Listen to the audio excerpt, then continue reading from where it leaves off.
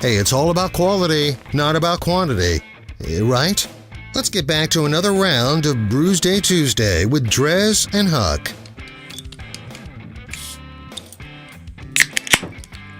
Ow! Here we go again. Brewsday Tuesday continues as we sip on some Louisiana/Nolans beers. Yeah, these I think are neither from Nolans, but they're both from Louisiana. Okay, well that's good. This is the Swamp Thing IPA from Bayou Tech Brewing, and it has LA 31, whatever that means. Swamp Thing. Swamp Thing. And you gave me Commotion APA. What's an APA, Huck?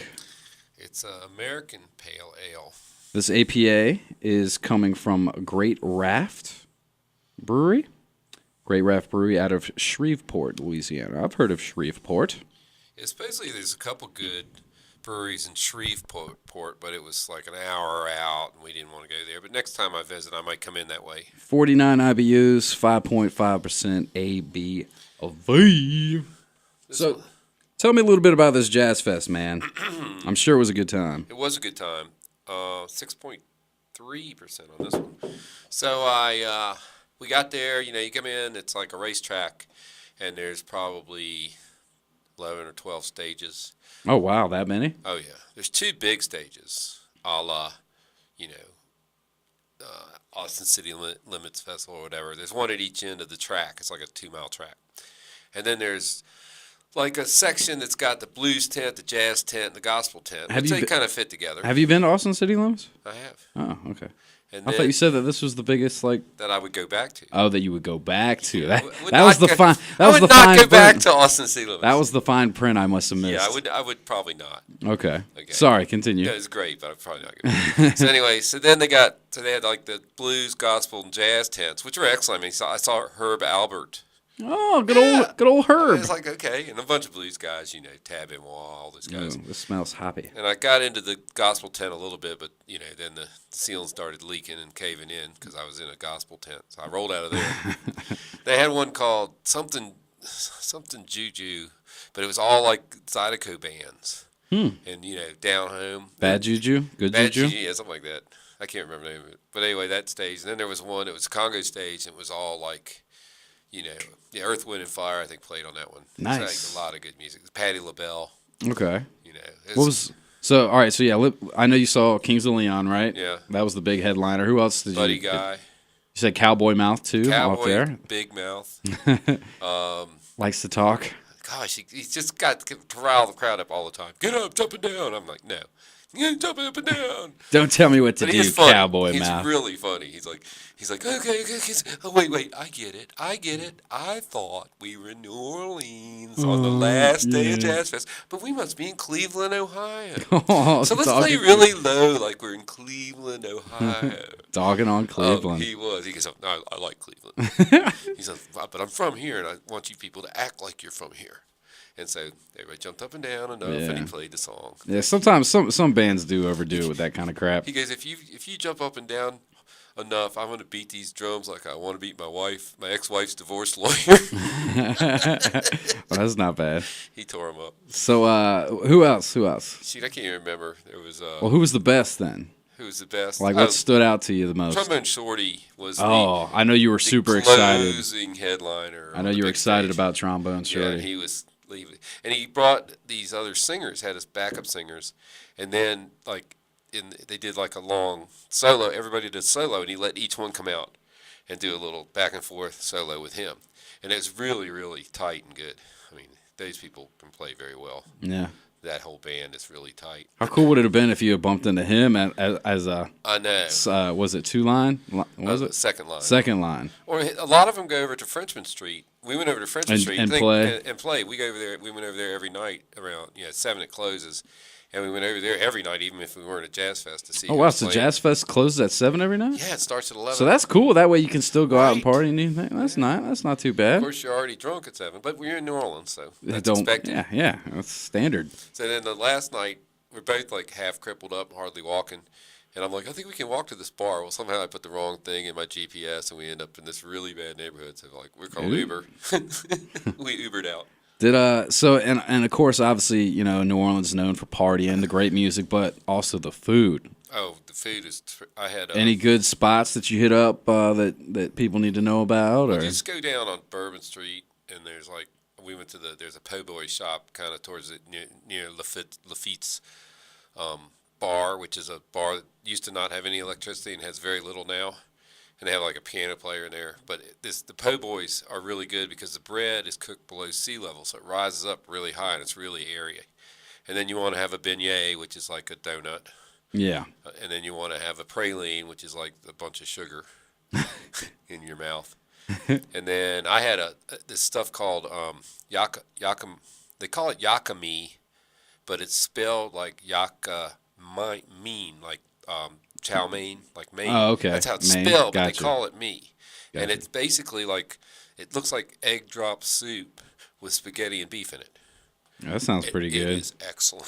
Yeah, that sounds and the like only money. place you can get it, unless you know a little Vietnamese lady that makes it in this corner shop down there, is at Jazz Fest. And the food is all unique and all real there. There's no vendors, there's no cotton candy, there's none of that.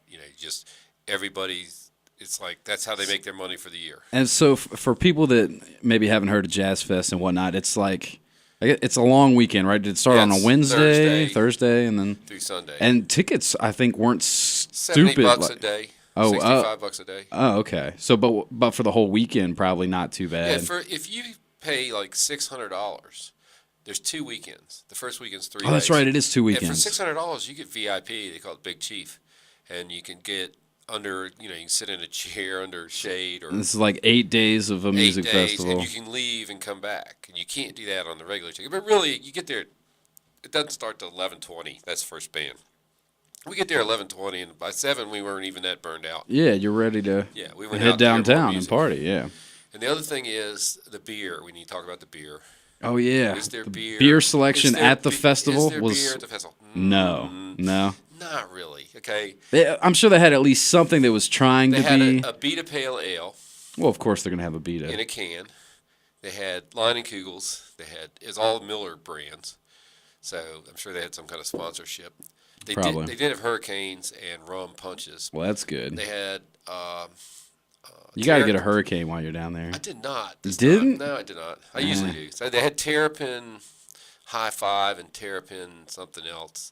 And then on draft, they had a IPA from Abita, a Pilsner Urquell. So, I mean, it wasn't anything spectacular, but there was choices there. But what they need to do is do like some other festivals I've been to, is have a craft tent somewhere and put 10 craft brewers in there. Yeah, I feel like most festivals that I've gone to recently have something like that going for them.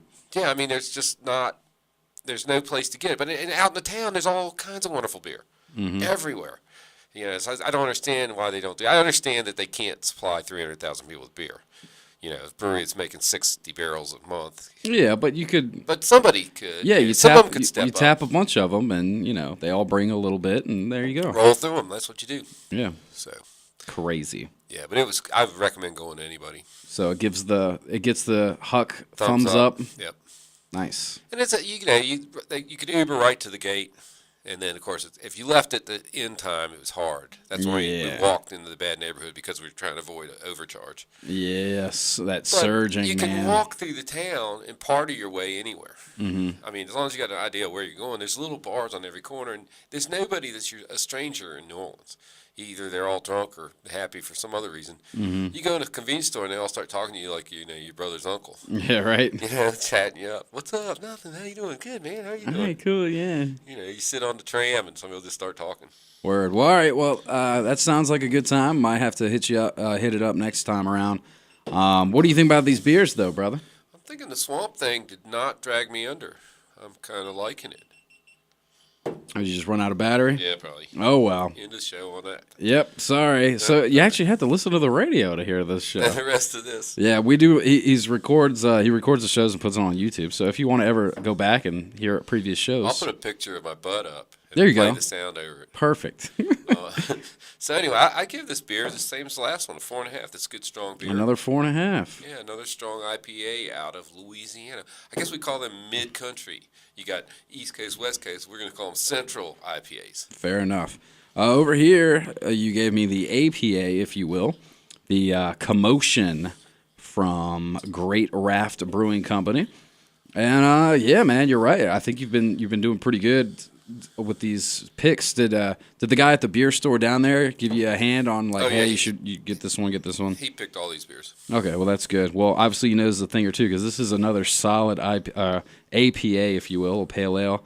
It's pretty good, man. Hashtag unfiltered. It's what you're looking for in a pale ale. I'd say it's a 4, easy 4. Let me try it one more, maybe even more. Hang on.